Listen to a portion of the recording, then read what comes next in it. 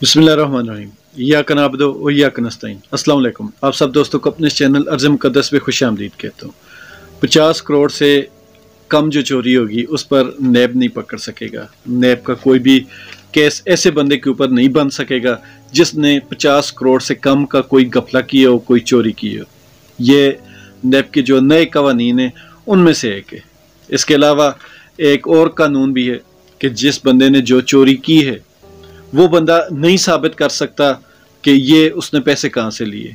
ये अब जो उस पर इल्ज़ाम लगाएगा, बिलफरज जैसे नैब किसी को पकड़ता है उसके ऊपर इल्ज़ाम लगाता है कि ये चीज़ इसने कहाँ से ली, तो ये नैब खुद बताएगा कि ये इसकी मनी ट्रेल कहाँ से आई और ये चीज़ कहाँ से ख़रीदी।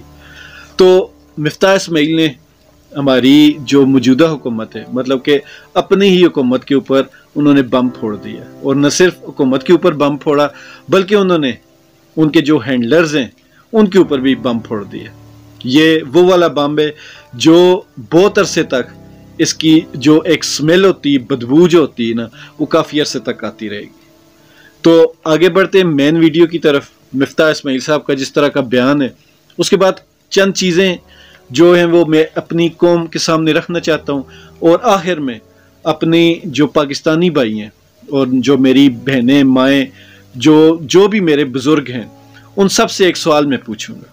तो वीडियो को पूरा देखिएगा, और इस वीडियो में सारी बातें जो होंगी वो हम सब के दिल की आवाज़ होंगी। तो आइए चलते वीडियो की तरफ। इमरान खान साहब अपने 3.5 साल दौरे हुकूमत में बार बार ये कहते रहे हैं कि मैं इनको NRO नहीं दूंगा, और इनके मुखालफीन जैसे चोर डाकू और स्पेशली मरियम, वो बार बार इनसे कहती थी कि आपसे NRO मांग कौन रहा है, हमने तो आपसे कभी भी NRO नहीं मांगा। और फिर वक्त ने साबित कर दिया कि जिनसे NRO मांगा जा रहा था उन्होंने बहुत ही खूबसूरती से प्लेट में सजाकर, खुली प्लेट में सजाकर इनको NRO दे दिया। बहरहाल यहाँ एक बात क्लियर हो गई कि कम से कम इमरान खान साहब ने NRO नहीं दिया। इस जो गंदे खेल में इमरान खान साहब शामिल नहीं हुए। यहाँ एक सवाल पैदा होता है कि इमरान खान साहब ने NRO नहीं दिया तो फिर किसने दिया? जिसने भी दिया इसका मतलब फिर साइफर भी उसी को आया होगा, और न सिर्फ उसको साइफर आया होगा बल्कि उसने अपनी गैरत और वफादारी के साथ उस साइफर पर पूरा मनोअन अमल भी किया। और यहाँ एक और सवाल पैदा होता है, तो क्या जब ये रजीम चेंज पर अमल किया जा रहा था तो उस बंदे को एक दफ़ा भी अपनी कौम, अपनी आवाम, अपने मुल्क का ख्याल नहीं आया होगा? चलें ये भी मान लिया मजबूरी होगी, डॉलर ज़्यादा होंगे या वीडियो ज़्यादा होंगी, तो दोनों सूरतों में आपको ये ख्याल कम से कम नहीं आया कि पूरी दुनिया 75 सालों से पाकिस्तान के इदारों को और पाकिस्तान को कमज़ोर करने पर लगी हुई थी। तो क्या अब हम ये समझ लें कि दुनिया जिस काम पर 75 सालों से लगी हुई थी वो अब मुकम्मल हो गया, उनका जो टारगेट था वो पूरा हो चुका है, उनका जो मकसद था क्या उसमें वो कामयाब हो चुके हैं? फ़र्ज़ करें हम ये मान लें ऐसा हो गया, तो फिर इसका मतलब ये हुआ कि आप नंबर 1 पाकिस्तान के लिए नहीं थे, दूसरे लोगों के लिए थे। और अगर ये बात सही साबित हुई, सच निकली, तो इसका मतलब है कि उस अमरीकी अटॉर्नी जनरल की ये बात सच साबित हो गई जिसने कहा था कि पाकिस्तानी डॉलरों के लिए अपनी माँ भी बेच देते हैं। तो भैया बात ऐसी है कि यहाँ हम हो गए बिल्कुल क्लियर। हमने और मेरे जैसे बहुत सारे बल्कि करोड़ों पाकिस्तानियों ने डॉलर नहीं लिए। डॉलर लेने वाले सिर्फ आप थे, और अगर डॉलर आपने लिए तो इस बार वाकई आपने अपनी माँ बेच दी। ये धरती माँ हमारे लिए माँ का दर्जा रखती है। इस पर जितना जुल्म इस दौर में हो रहा है, जितनी अफरा तफरी, बेसकूनी इस दौर में, शायद पार्टीशन के वक्त भी इतनी अफरा तफरी नहीं। और इस बार जो इस धरती माँ के साथ हुआ ये वाकई इसको बेच देने के मुतरादिफ है। ये सारा क्रेडिट उनको जाता है जिन्होंने रजीम चेंज में हिस्सा लिया और जिन्होंने NRO 2 दिया।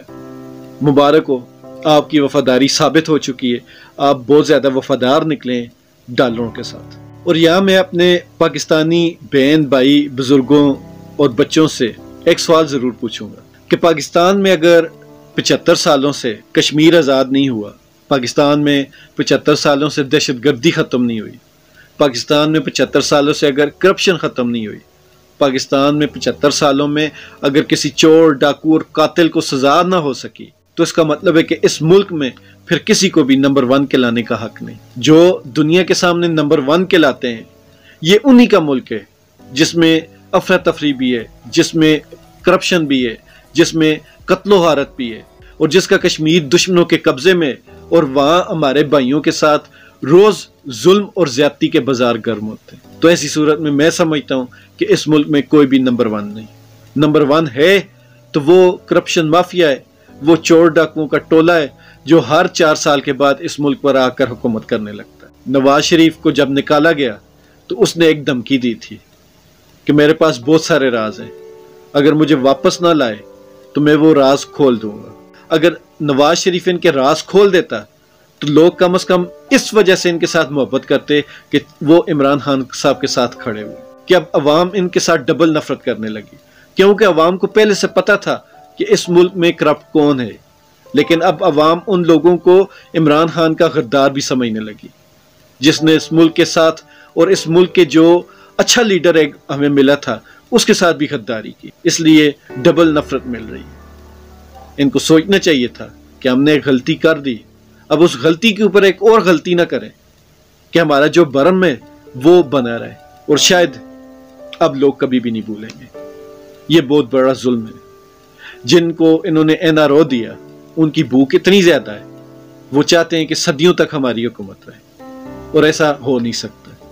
اور آپ دیکھیے گا جس دن یہ حکومت گئی PDM والی، آپ یقین کیجئے گا جن جن شلواروں کو انہوں نے پکڑا ہوا ہے وہ شلواریں ساری یہ خود اتاریں گے اور سب ننگے ہو کر سامنے آئیں گے۔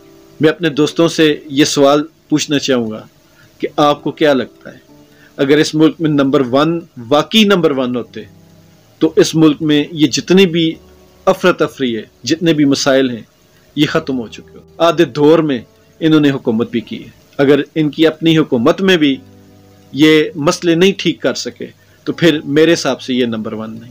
مجھے اجازت دیجیے، اللہ تعالی ہم سب کا حامی و ناصر۔